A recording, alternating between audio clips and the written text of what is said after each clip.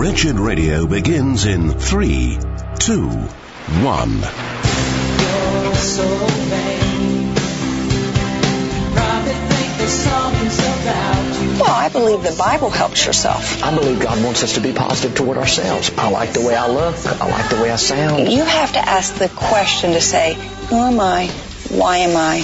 What am I? Well, hello, it's not for us. Thank you very much. I mean, people are walking out the door going, well, I didn't get a lot out of that today. Well, how much did you put into it? You see, it really wasn't for you. We came here today to worship God.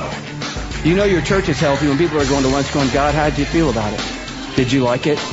Because we came for you. It's time for Wretched Radio with Todd Friel.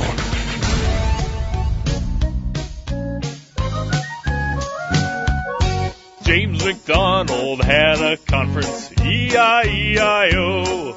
And at that conference he had T.D. Jakes, E-I-E-I-O. With a manifestation here and a manifestation there. Here a slap, there a slap, everywhere. Somebody. James McDonald had a conference, E-I-E-I-O. James McDonald had a conference, E-I-E-I-O. And at that conference he had Stephen Furtick, E-I-E-I-O. With a shut up here and a get out there. Here a Hater, there a hater. everywhere. You're going to hell. James McDonald had a conference, E-I-E-I-O. James McDonald had a conference, E-I-E-I-O. And at that conference he had Mark Driscoll, E-I-E-I-O. With a here and a there, here a there a everywhere. James McDonald had a conference, E-I-E-I-O. Send your emails to idea@wretchedradio.com. This is Wretched Radio. What is promising to be one of the biggest events of the year, the Elephant Room Conference. All we can do is sit and wait. Or you can go to the website, wretchedradio.com, and vote, asking the question, what do you believe the turnout will be? What will be the consequence of the Elephant Room? Will it be magnificent? Lots of clarity, which is always a good thing, no matter what the subject is, good, bad, or ugly. Clarity is much better than confusion. Or will it be a muddy mess? We will have to simply wait and see. In the meantime, one of the participants of the Elephant Room has written a book. We talked about it yesterday for an hour. It is called Real Marriage. We dedicated an hour to it because it's big. It is a big book. Now, not everybody was happy with the conversation that we had about Mark Driscoll's book on real marriage, including marriage and intimacy. Dear Christian brother, me and my husband are very disappointed in yesterday's show about your basically an hour devoted to Mark Driscoll's new book. Really crossed the line, way across the line. We basically had to get up and turn it off. No, I want to make several comments about this. The first thing that I want to do, madam, is apologize to you because we struggled very mightily to not cross the line. However, isn't it telling that simply in trying to be guarded in the way we present a review of a best-selling book, people were upset by it. This woman and her husband were offended and upset by a shielded, guarded conversation, and we truly labored to. It was... And it's not even close to our desire to be salacious here ever. And it certainly was not the intention yesterday. And yet, one of the points that we tried to make yesterday was this book with its very, very detailed descriptions about possibilities of what a husband and wife can do, some people were offended by. And that was one of the points we tried to make. This book, while maybe it does address a particular niche of people, a much bigger group can be offended by it. That was one of our points. And so for that, madam, I apologize. I truly do. I would love it if you'd call back and give us an example of what you're talking about. But I hope you'll accept our apology, understanding it really was not our intention. I'm not sure why you felt the need to go into so much detail. Well, actually, madam, we really didn't. We truly did not. We tried to be very guarded about it. And we tried to handle it in the way that the Bible talks about intimacy. We can talk about it. In fact, We should talk about it because the Bible talks about it, and it is a fairly substantial part of our humanness. And we want to do it in the way that the Bible does. Poetically in the Song of Solomon, so that it's guarded, so that a child doesn't read it and understand what is going on, and in a way that is honoring to God and based in the gospel.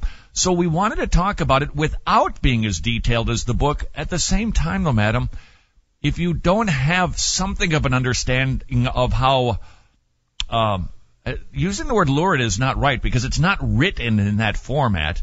It's written somewhat clinically. It is simply the fact that they bring up so many things that is what makes it shocking. About the book, you were doing the very thing that you're scolding Driscoll for. Wow. If we did, then I apologize, because we certainly did not. We tried to do the opposite of that. That was just very disappointing to hear from you, and you put more ideas in people's head by alluding to everything. So, and went on and on about it. Well, again, you know what? I'm sorry for that. We tried not to do that. Now, the woman goes on for about another minute, and I understand that. But she really gets asked the question, why did you spend so much time on it? Let me share with you a couple of reasons. Number one, this book is big. It's big. Right now, it is number 21 on Amazon. Now, if that does not have a punch for you, you need to understand that Amazon has different categories. History, it can have fiction, nonfiction, science, religion, broken up in all categories. And then the category, Mark's book is probably number 1 in the religion category. I didn't look at that. It's number 21 overall. Overall. Do you know how many books are at Amazon.com? Hundreds of thousands of books. Overall, number 21. You've got other books like Bill O'Reilly's book that he's competing with. It is humongous, and it has only begun to show itself. The articles on Fox News, CNN, he'll be making the rounds, and he'll be talking about it on TV because that's what you do with a book tour. You talk about it on TV to sell more books. You make more money that way. You get your message out that way. Incidentally, number 33 on the top 100 list is Ed Young's book, Sexperiment. That's why we're talking about it, because this is a major trend inside of evangelicalism. But there's another reason that we talked about this particular book yesterday.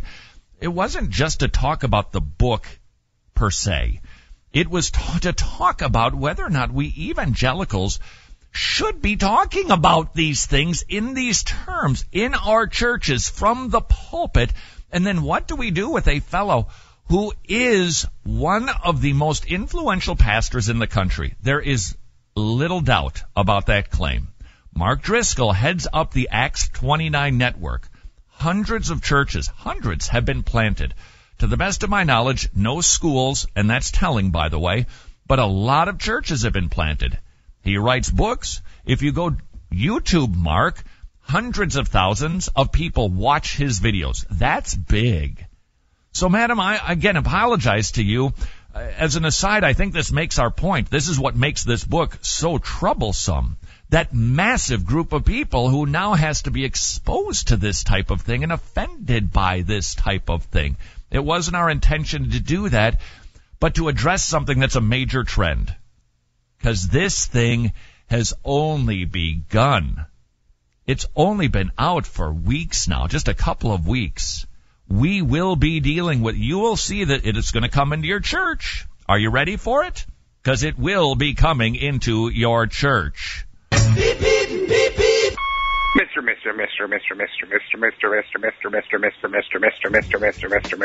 Friel. Okay, hold on. First of all, yeah, never mind.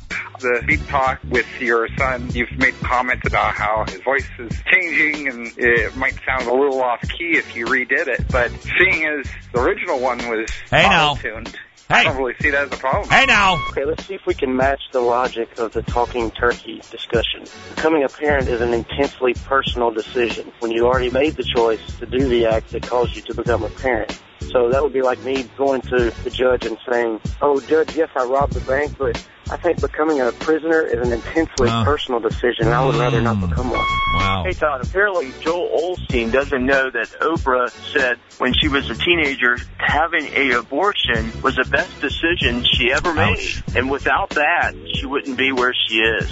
I don't know if Osteen knows that or if he doesn't care. Well, no, that's not his calling. I feel like I have a reasonable, logical thought about why Christopher Hitchens is in hell. And of course, I hope he's not. But I think one reason we can know with a certain amount of surety that Christopher Hitchens is in hell is because fundamentally, what's the reason why God saves people? Isn't it for his glory? And so if somebody lives a reprobate life and there's any indication of repentance, even to the very last second by the nurses at his bedside, then wouldn't that be reasonable to conclude that had he had some sort of conversion in the milliseconds where his eyes were shut, that there wouldn't have been any glory to God? Well, hold on a second. Let me just bring up 3 points, sir. First of all, an individual doesn't have to show something externally to be saved internally. Second, we have the example of the thief on the cross. I think it was Spurgeon who said we only have one example of a deathbed conversion because it is indeed rare, and it is not something that we should put our confidence in completely. But at the same time, we do have the thief on the cross as an example. Third, okay, so I guess I have 4 points. Third, none of us can ever say with absolute certainty, I agree with you. The likelihood is. But I don't think that it is sound or correct to say absolutely definitively, because ultimately God is the judge. So we can say with pretty good certainty it doesn't look good for Christopher Hitchens, but we can't say it definitively. Fourth, I would suggest God receives glory not just on this earth in this time, but for all eternity. Can you imagine showing up in heaven? And over there is Christopher Hitchens. Get out. That will bring God a lot of glory for eternity. I found a new way to get the biggest question across the state of Utah. We have little movie vending machines, and you just rent videos from it with your credit card for $1. Yep. Fortunately, there is room enough for 2 DVDs. So when I rent the movie, I get the biggest question. I put it in, and then I get the movie I rented, put it back in, I close the case and return it, and I can spread a DVD across this lost state of Utah. I really hope I don't get arrested for this. Well, me too.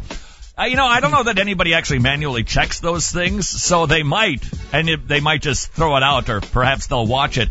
However, I can't say what it is exactly, but I can tell you this. We are actually working on a very major initiative to get the biggest question out, not just to Utah, but all over the country. Can't tell you what it is yet, but I'm telling you, it's going to be really, really cool. Okay, here's where we're at. Oh, no. This is going to sound like Stephen Furtick. We're trying to come up with a name for the thing. Bill. I was going to go with Jim. We're just going to go. Jim's too common. You got to go with Bill. Is the initiative. Just come up with some sort of name that describes it. For instance, we've got Wretched to the Nations. This is where you can hold the rope for people who are out there who are going. You got it? I got the name. You become charismatic. I've got the name. Why? Hey, you got one of these? Yeah. Shh. Now don't. Why? It's telling too much. It's telling. See, Todd, you are like Todd, Mark Driscoll, telling too much. Todd, I'm trying to keep it somewhat shielded dude, here. It's the biggest question. It's a DVD tract. What other direction? I didn't say that we're going to try whatever to give you it do, out to don't watch of this. Kids on college campuses. See, now that would have been saying too much. That's exactly right. That's right. So don't do that, because there are some people who can go. Well, and maybe you can't go, but you can give for those who will go. We tried Give and Go. But then it sounded kind of like a gas station. Yeah. Take and pump, or the come and go. The and Pump and Munch was my things. personal favorite. Pump up on 35. and Munch. Yeah. What does QT stand for anyway? My granddaughters. Quick Trip? Yeah, it must be Quick Trip. They still have the best Slurpees. Oh. Although I kind of put myself on a Slurpee fast. I think they're nothing but just a big old cup of sugar. Not that that's bad, in moderation. So we're trying to come up with a name for this thing where if you can give, others will go to, let's just say, maybe, possibly college campuses, I don't know, all over the country, and pass out some sort of product that might end up leading people to understand exactly what the gospel is, but subtle. We don't want to say exactly subtle. What that is.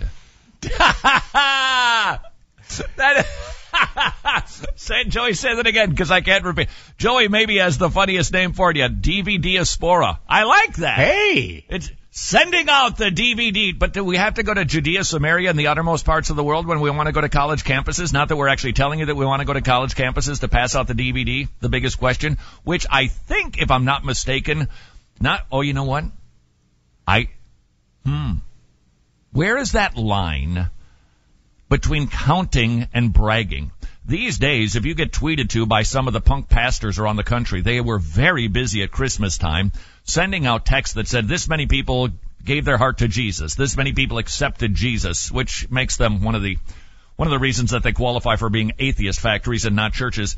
So they were sending out this many people at this service and this many, and it felt like boasting and bragging. I don't know for sure, but wow, multiple tweets saying how many people.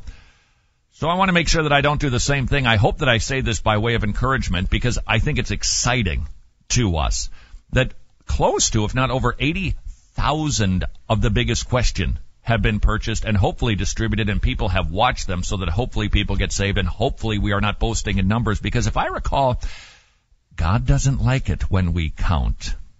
Got to watch out for that. By the way, you could be guilty of it too. How many Facebook friends do you have? You ever count that? You have a YouTube video? How many people watched it? You ever count it? Got to be careful with the counting. This is Wretched Radio.